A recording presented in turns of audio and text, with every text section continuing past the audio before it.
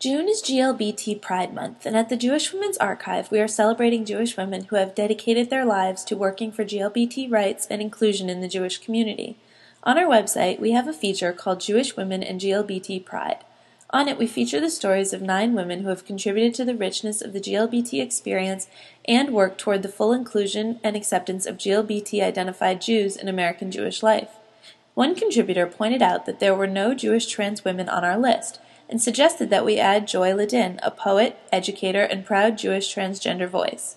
I couldn't agree more, and it occurred to me that Joy Ladin's story should be on the map. Earlier this year, the Jewish Women's Archive embarked on a journey to put Jewish women's history on the map.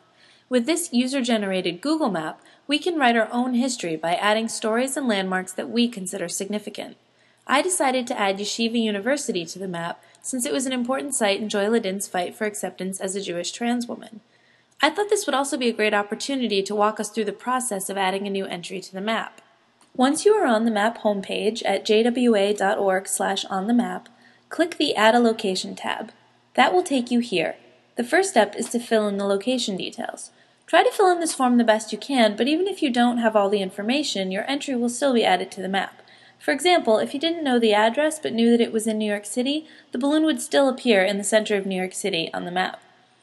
Next, you get to fill in your description. Here's where you get to tell a story. Explain what the landmark is and why you think it is significant to Jewish women's history and to you.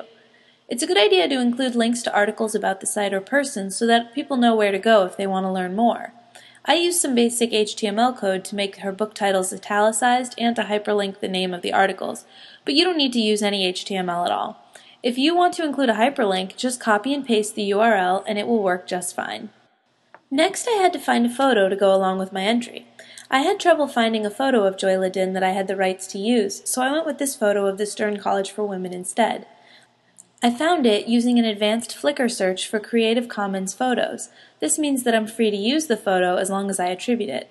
I did so by adding a photo credit at the bottom of my description. If you don't want to add a photo, you don't have to. Just leave that part blank. Now I get to fill in a little information about myself. I'm also checking the box at the bottom to sign up for occasional email updates from JWA. Now you get to classify your edition. Mine is the workplace of a history maker. Now we make sure that I have the rights to the photos and text that I used, and now, finally, that everything's ready, I get to click the Add button at the bottom.